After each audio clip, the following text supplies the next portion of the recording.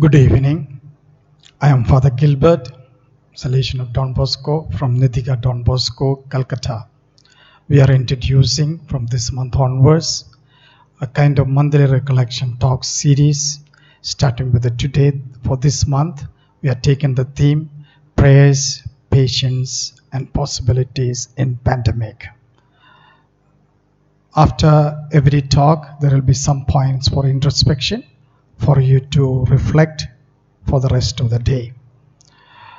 Today's topic is about what we go through in our daily lives in this world.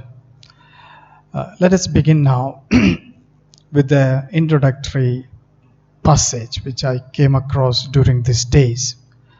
It goes like this: it was the best of times, it was the worst of times, it was the age of wisdom, it was the age of foolishness, it was the epoch of belief, it was the epoch of incredulity, it was a season of light, it was a season of darkness, it was a spring of hope, it was the winter of despair. It was not written about today's times, about corona during this pandemic. This was written a century back in a novel by Charles Dickens, A Tale of Two Cities. But I believe what he has written a century back is reflected today in our times of pandemic. A time of despair, a time of hope, a time of darkness, a time of light, a time of faith, a time of unbelief. It is a time of wisdom, a time of foolish. And I believe this is that time we are going through. And I am going to give you 7 lessons for our life, our Christian life, our religious life, our priestly life, our catechetical life, our entire life as a Christian in this time. 7 points for us to reflect and ponder upon. The first point: everything is connected. This is a verse sentence repeatedly mentioned by Pope Francis in his encyclical Laudato Si. It appears more than a dozen times, this particular sentence. Everything is connected. And this is a time we can see we are connected. And we should be connected to everything and everyone. The whole world has shrunk into a village. We know that the whole world is passing through these troubled times, and we are sensitive to wherever this pandemic is happening. So we are connected now with everyone. At the same time, we are asked to be socially distant, but we are physically distant but socially always near. And we are nearer than before socially with everyone. Pandemic is not about us alone. This pandemic has taught us some more lessons of life. Not only about us to be connected.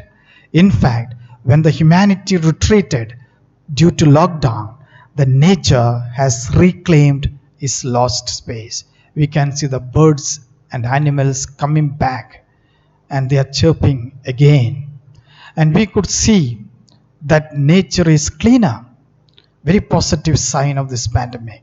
Air is cleaner, noise is less, and our common home is getting purified. And this is the moment of connectivity. And we who have been disconnected, detached, we need to be attached now and connected now. First lesson in our life. We are learning the art of coexistence. The art of coexistence, very much, proposed in the Laudato Si, to be connected with everything and everyone. Everyone and everything in this world is the place where we stay together. This is our home. And we need to learn the art of coexistence. The first lesson in life. Let us go to the second lesson, silence of God. When I think of silence of God, the first thing that comes to my mind is this movie that came in 2016 about 2 Jesuit missionaries in Japan, Silence. It was produced in 2016 by an ex-seminarian Martin Scorsese. In fact, in this movie, the two Jesuit missionaries, though it is based on a novel, it is also based on historical events of the Jesuits who worked in Japan and who were crucified in Nagasaki and persecuted by the emperors of the time. And it is their life in the background. And when we see this movie, the title Silence, in fact, makes us wonder why this title. These Jesuit missionaries at times question in this movie, why is God silent when their Christians are persecuted, when these missionaries are persecuted? In fact, during the time of 17th century, this persecution was there among the Christians against the Christians, and this movie begins with the sound of the insects, and later it cuts into silence to begin the credits. The same effects you can see at the end of the movie, into silence. In fact, talking about this movie, a religious priest from Japan wrote this, and this religious Sakiko, RSCG religious of Sacred Heart of Jesus, this religious says, I realized that the silence of God the Almighty is something that surpasses human capacity for healing, seeing, and even faith. God's mercy can be comprehended only by those who abandon their faith paradoxically for the sake of the life of other people, by those whose concept of life surpassed the traditional mentality. Silence has a meaning. Silence of God has a meaning today. We may ask why God is silent. Silence of God, perhaps the only language God understands. This is what a philosopher said. The only language God understands, probably the language of silence. Silence of God can be seen in the Bible among many prophets. Prophet Jeremiah, surrounded by enemies, he experienced the silence of God. Elijah, after winning the contest against the prophets of Baal and killing them, he was frightened and he begged God that he may die, and he experienced the absence of God in his life. Did Jesus experience the silence of God? Yes. Towards the end of his life, he asked his God, Father, my God, why did you abandon me? Silence of God experienced too by me during these days. When my brother passed away 5 days back, suddenly of massive heart attack and stroke, who talked to me just 2 days before his death, I wonder why God was silent in his life at that time. Why God was silent to take his life away. Silence of God can be experienced in any one of us. This is a time we do experience silence of God. In fact, after that, one of the girls whom I knew, a 10-year-old girl, her name is Grace Karkata, who heard from her mother speaking about my brother's death. She wrote a beautiful poem and sent it to me. And she was not a theologian, she was not a learned person like me, but she expressed this silence of God very beautifully to me. She taught me the meaning of God's silence. The title of the poem was Back Home. God took my brother and came silently. That God's footsteps was silent here. And I could not hear the silent footsteps of God taking my brother, and angels coming and taking him silently. Very beautifully written by this girl, Grace Karkata, 10-year-old from Asansol, West Bengal. This girl taught me the theological meaning of silence through these 4 lines. Silence of God. Silence of God can be experienced among the saints, mystics, Many saints experience the silence of God. I'm sure some of us during this pandemic do experience silence of God. Mother Teresa experienced silence of God for 50 years. The day she started her work, 1947, she heard the voice of God, "Be my light, be my beacon." And she expected to hear the voice of God again and again to guide her. She never received. She only heard the silence of God till she died, 1997, 50 years. St. John of the Cross, he experienced the silence of God when he was imprisoned by his own fellow confreres, brother priest. When he was trying to reform the Carmelite order, he was imprisoned in the dark room of the Carmelite prison. And in that dark room, he wrote the most beautiful poem in Spanish, "The Dark Night of My Soul," which expresses his experience of the silence of God. Mother Teresa wrote to her spiritual directors about this silence she experienced. Let me quote a few words she has expressed.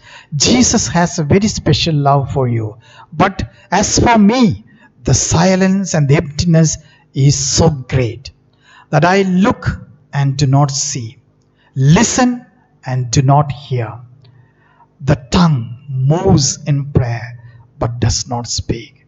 This is a genuine, sincere expression of a saint who experienced the silence of God every day of her life for 50 years till she died. So, this is the time most of us do experience the silence of God. Let us go to the third point, the family. Family is church, church is family. And today, family is the focus in our Christian life, and that becomes the living church. Families are back again during this pandemic. And because families are coming together because of the lockdown, there is family prayer back again. People started to pray together. Family altar has become the prayer focus. And people today are praying and coming together, staying together. A family that prays together, stays together is becoming a reality today. And let us thank God for the family to be brought back in its original form. And communities similarly are together. We are busy in our own world, working here, going to the school, going to the social work, going for that work, but we are now locked down, being together with each other, as religious and priest. And church is alive differently now. Church is never dead. Church continues to exist. Church continues to be alive. Family is the miniature church, domestic church. In the early church, family was the church.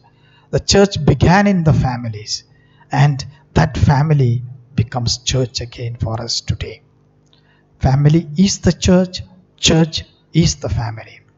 Let us go to the fourth point, patience and patience. What do we mean by that? No one is fully healthy and no one is fully unhealthy.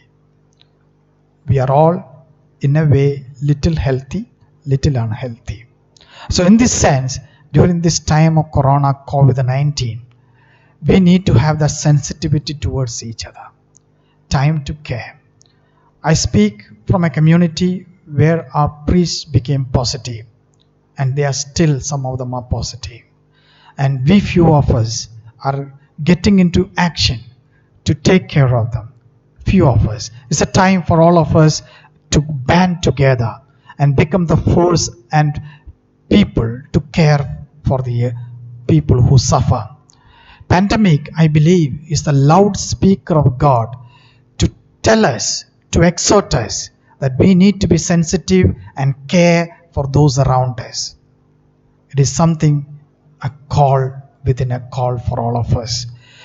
Physically distant, but socially we are closer now. And this is a call for all of us in our families, in our communities, to be near to people, to reach out to people, to reach out, not to be physically closer, but to have that sensitivity to understand each other suffering, sensitivity to listen to each other, sensitivity to be present to each other, even if it is not physically present. And this is the time to be patiently caring for the patients. Let us go to the fifth point, shortness of life. And I have only few topics or few quotations from the Bible and the saints to make us understand this life shortness. Let me begin with the Psalm 105, 103, 15 and 16. As for me, as for human life, his days are like grass.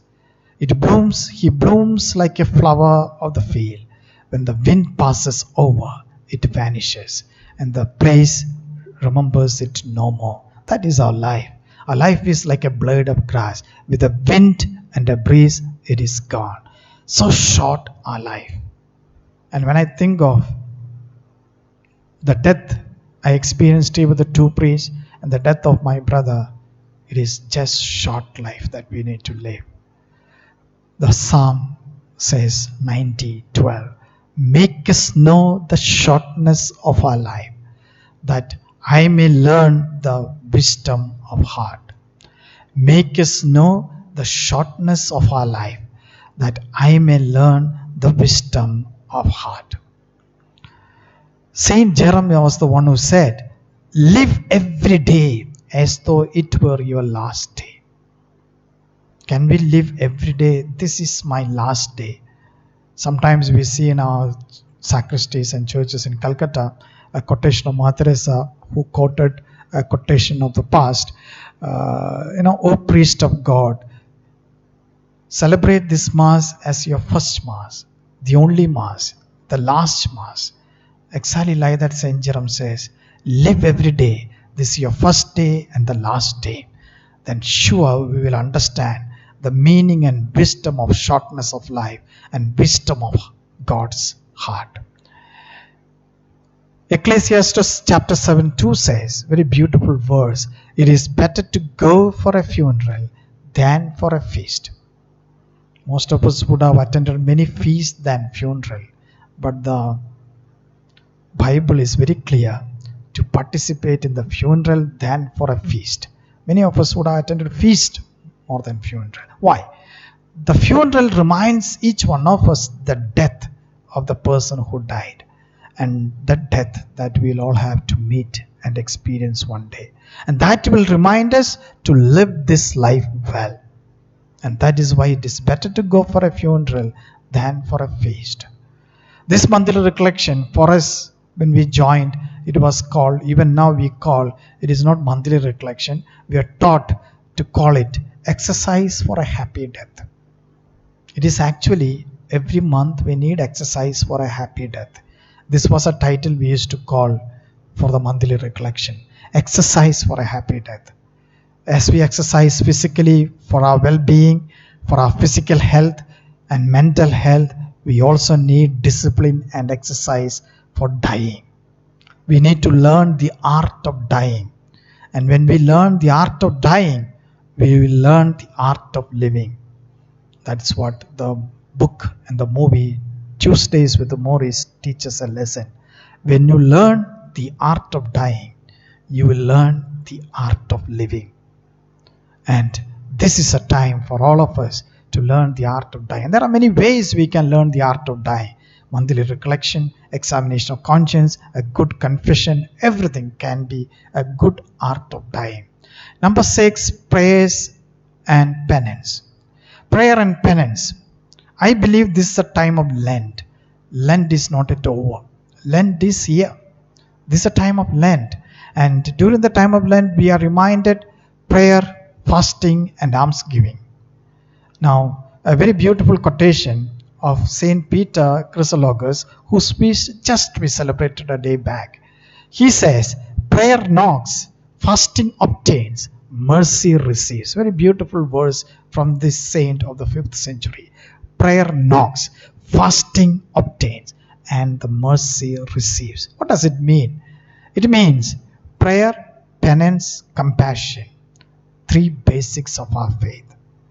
They are interconnected. We need all these 3. Prayer, penance, penance and compassion. And finally, we need the compassion of God. We need the compassion of God. You see that picture? That picture was painted by a Dutch artist, The Return of the Prodigal Son.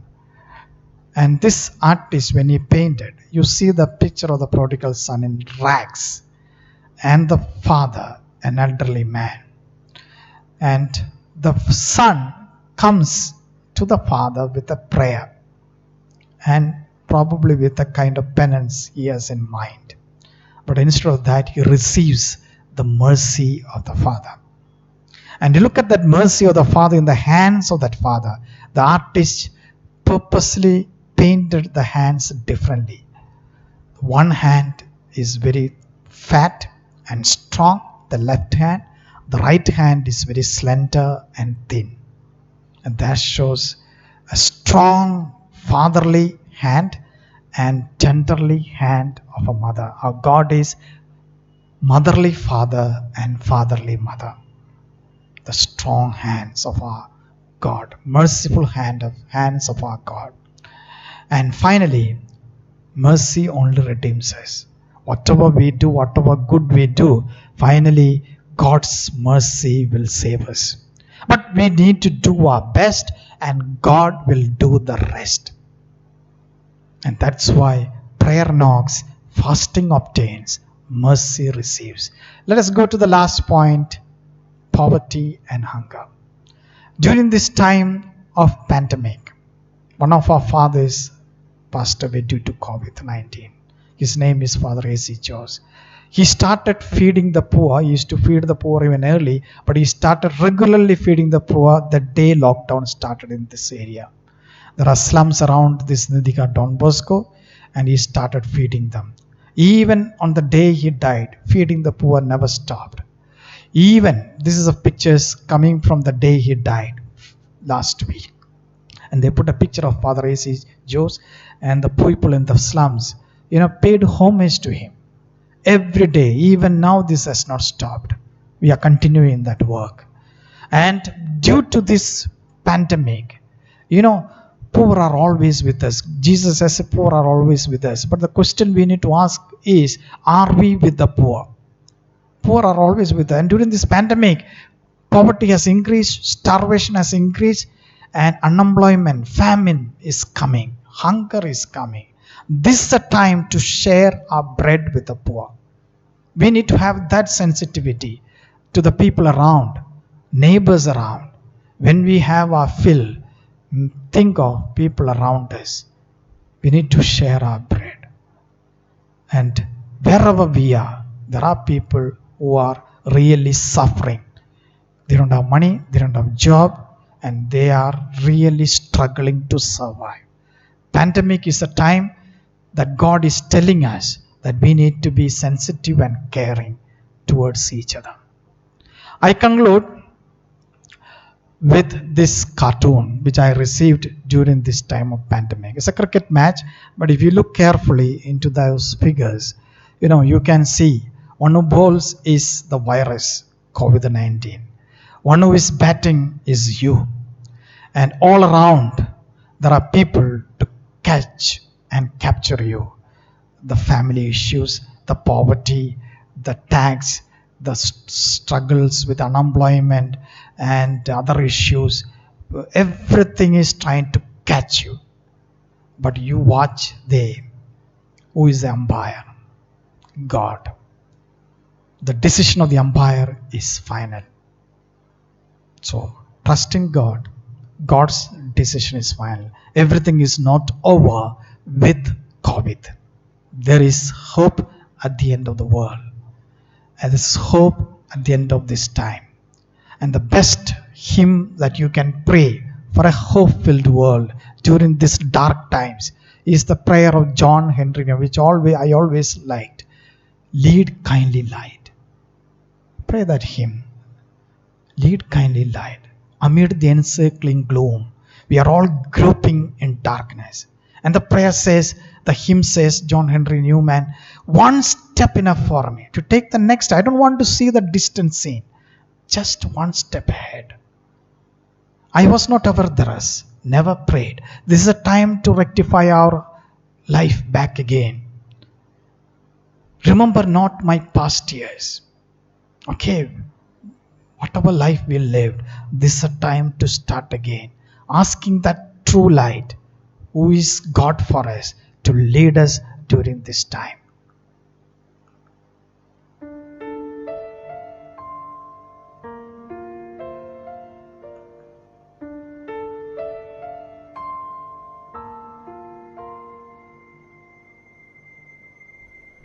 Lead kindly light amid the encircling gloom. Lead thou me on. The night is dark and I am far from home. Lead thou me on.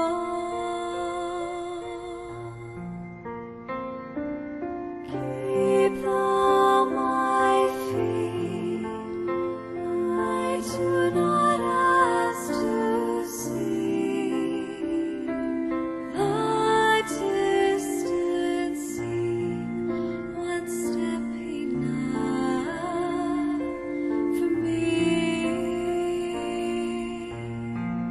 I was not ever thus, nor prayed that thou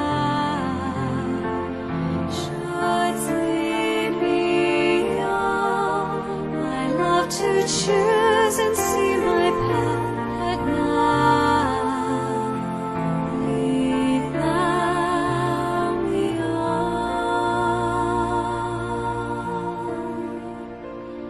I love the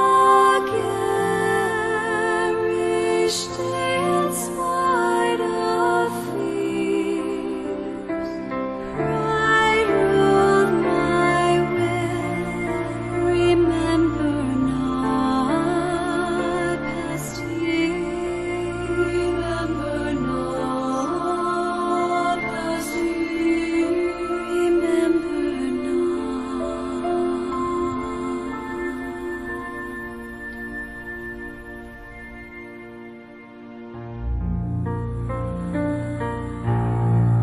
So long I thought as we should it still.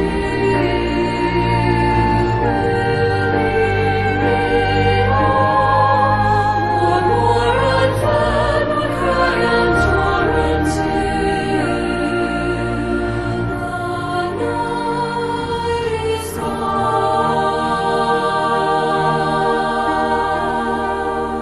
and with the moon those angel faces smile, which I have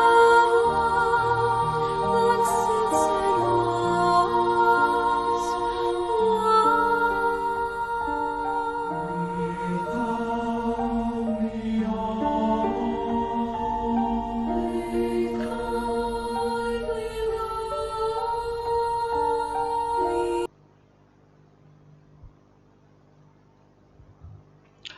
We have some points for introspection. You can go through these 4 points for introspection and spend the day reflecting and meditating and thinking about it and praying about it during the day.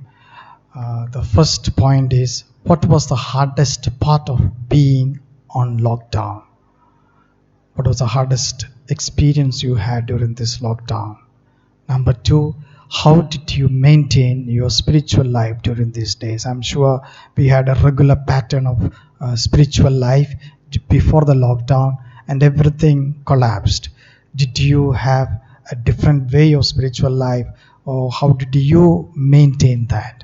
Number 3, looking back at the past couple of months or past 3-4 months, what didn't you do that you wish you had done? Were there anything you had not done but you wished you should have done? Think about what were the things you should have done. Now the past is gone, and it's good to reflect on that. And finally, what are you looking forward to most after the things open up? Do you have any plan? after everything is over and when the new normal comes back?